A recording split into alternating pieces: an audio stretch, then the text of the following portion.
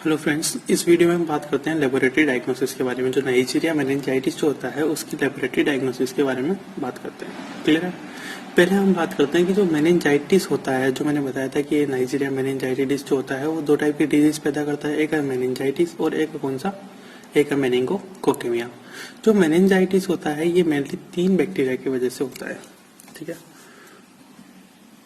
तो जो मेनिंजाइटिस है, ठीक है, ये मेनली 3 बैक्टीरिया की वजह से होता है। नाइजीरिया मेनिंजाइटिस की वजह से, ठीक है, दूसरा स्ट्रेप्टोकोकस न्यूमोनी की वजह से, और तीसरा हीमोफाइलस इन्फ्लुएंजा की वजह से। क्लियर? 3 की वजह से होता है। अगर हम बात करें सबसे पहले की लेबोरेटरी डायग्नोसिस में कि स्पेसिमेन कहाँ से कलेक्ट करते हैं, सबसे पहला पॉइंट बात करते हैं स्पेसिमेन का। ठीक है, तो देखो आपको पता है मेनिंजाइटिस मतलब ब्रेन से रिलेटेड है, मतलब क्या करते हैं इसमें CSF कलेक्ट करते हैं स्पेसिमेन के रूप में, या फिर मेनिंगोकोकेमिया मतलब ब्लड भी कलेक्ट करते हैं, और साथ में क्या करते हैं नेजोफेरेंजियल स्वेब भी कलेक्ट करते हैं स्पेसिमेन के लिए। नेजोफेरेंजियल स्वेब, और एक जो है जो पिटेगियल लेशन होता है उससे क्या है स्किन क्रैपिंग भी यूज करते हैं। ठीक है, जो स्किन का पार्ट होता है उसे भी यूज करते हैं स्पेसिमेन के रूप में। स्किन स्क्रैपिंग फ्रॉम पिटेगियल लेशन। अब देखो जो जो CSF है ना, इस CSF का क्या करते हैं हम 3 पार्ट में डिवाइड करते हैं। CSF के बारे में बात करते हैं। तो जो CSF है, CSF को कलेक्ट किया पेशेंट के अंदर से, और इस CSF को 3 पार्ट में डिवाइड कर दिया। ठीक है, जो पहला पार्ट होता है, सबसे पहले हम फर्स्ट पार्ट की बात करते हैं। ये फर्स्ट पार्ट हो गया, ये सेकंड, और ये क्या हो गया एक थर्ड पार्ट। तो जो फर्स्ट पार्ट है उसको क्या करते हैं, सबसे पहले सेंट्रीफ्यूज करते हैं। क्या करते हैं? सेंट्रीफ्यूज। और सेंट्रीफ्यूज करने के बाद क्या हुआ, नीचे जो डिपॉजिट बचा है उसको क्या करते हैं स्मीयर बनाते हैं, और क्या करते हैं ग्राम स्टेनिंग करते हैं।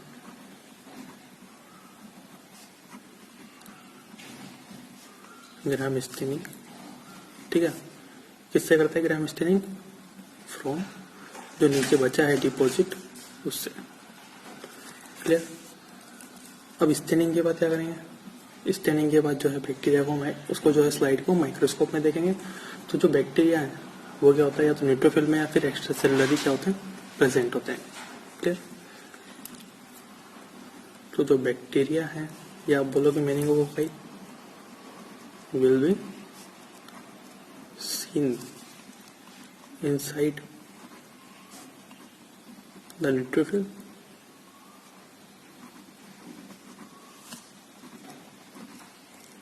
and extracellularly।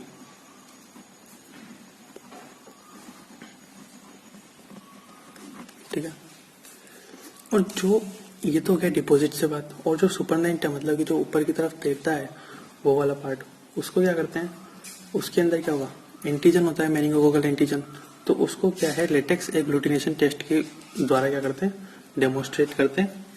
ठीक है, एंटीजन्स को। एंड जो सुपरनेंट है, सुपरनेटेंट, उसमें क्या होगा कंटेन मेनिंगोकोकल एंटीजन। और ये जो मेनिंगोकोकल एंटीजन है इसको क्या करते हैं डेमोन्स्ट्रेट करते हैं, demonstrate by latex agglutination test. ये जो आप लेटेक्स एग्लूटिनेशन टेस्ट है वो इम्यूनोलॉजी में पूरा पढ़ोगे, ठीक है।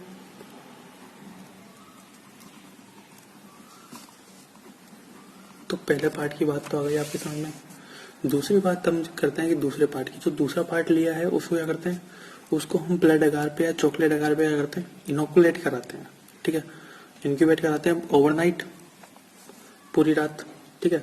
और जो कॉलोनीज फॉर्मेशन होती है कॉलोनीज का, उनको क्या करते हैं, उनको मॉर्फोलॉजी के बेसिस पे और बायोकेमिकल टेस्ट के बेसिस पे क्या करते हैं, चेक करते हैं। इनोकुलेट ऑन ब्लड अगार और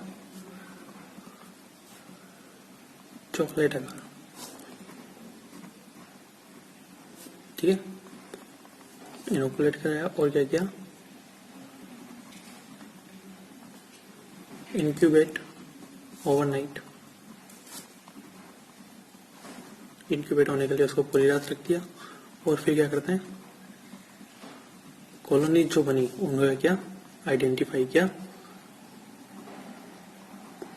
मॉर्फोलॉजी के बेसिस पे, बायोकेमिकल टेस्ट के बेसिस पे।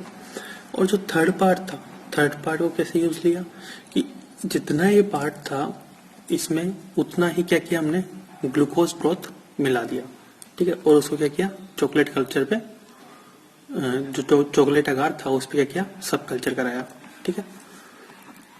तो जो तीसरा पार्ट था उसने क्या किया, एड इक्वल अमाउंट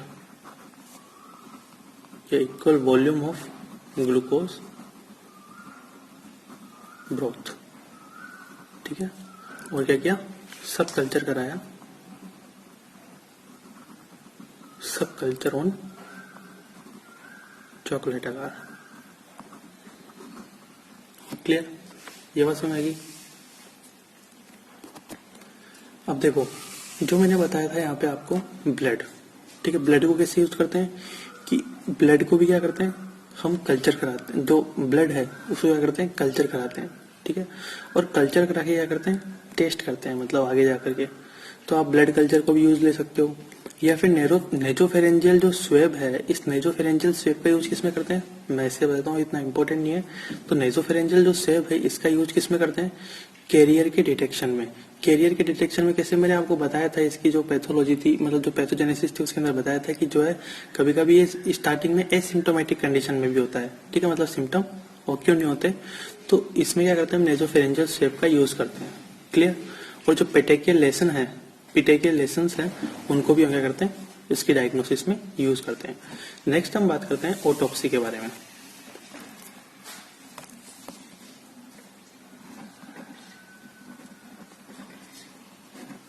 ठीक है।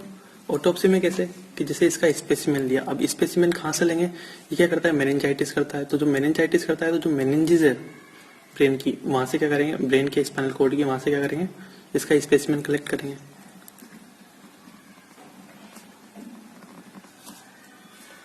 स्पेसिमेन कलेक्टेड फ्रॉम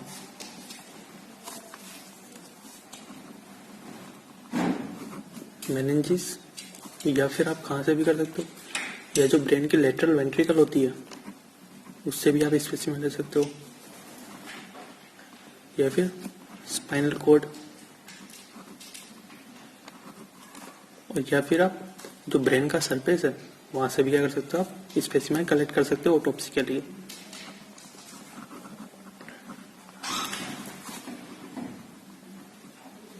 ठीक है।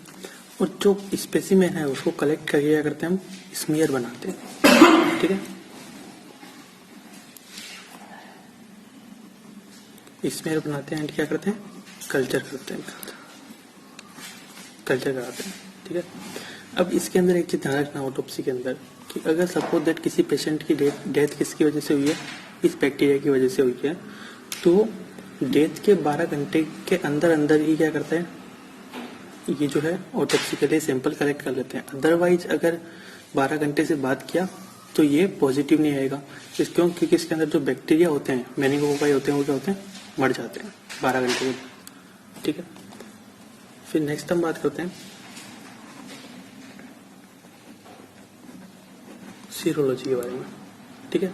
अब सीरोलॉजी के अंदर कैसे, जैसे मैंने आपको बताया था कि जो है इसके अंदर क्या होता है, एंटीजेनिक मतलब पॉलीसेकेराइड एंटीजन होते हैं। तो अगर किसी पेशेंट है उसके अंदर क्या किया, इसने अटैक किया, तो उसके अंदर एंटीबॉडी का फॉर्मेशन होगा। उसको किसके द्वारा डिटेक्ट करते हैं? सीरोलॉजिकल टेस्ट में। देन डिटेक्शन ऑफ एंटीबॉडीज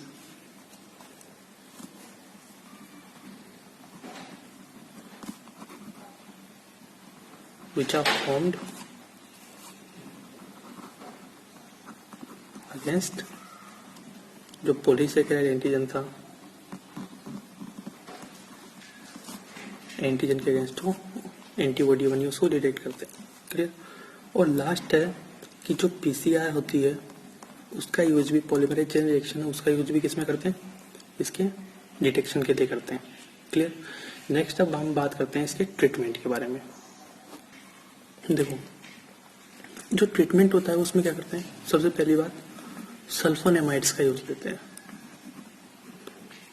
जो सल्फोनेमाइड्स है उनका यूज लिया जाता था पहले, बट आजकल इसका यूज नहीं लेते। ठीक है,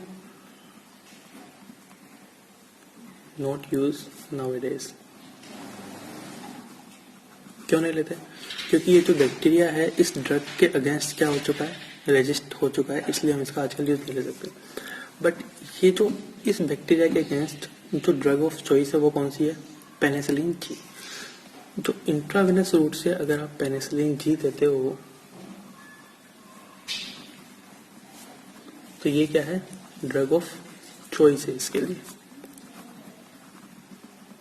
इसके अलावा आप क्लोरामफेनिकोल का यूज भी कर सकते हो।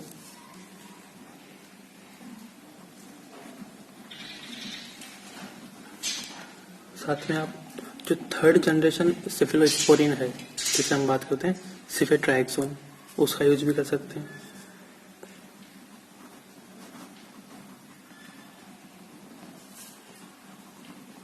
थर्ड जनरेशन सिफिलोस्पोरिन,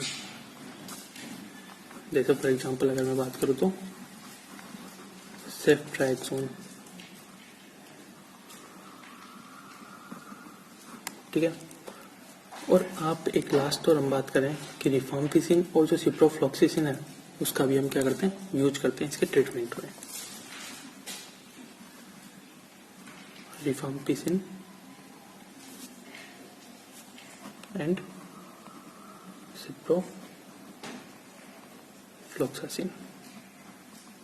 तो गाइस ये आपके नाइजीरिया मेनिंजाइटिस के बारे में हो गया।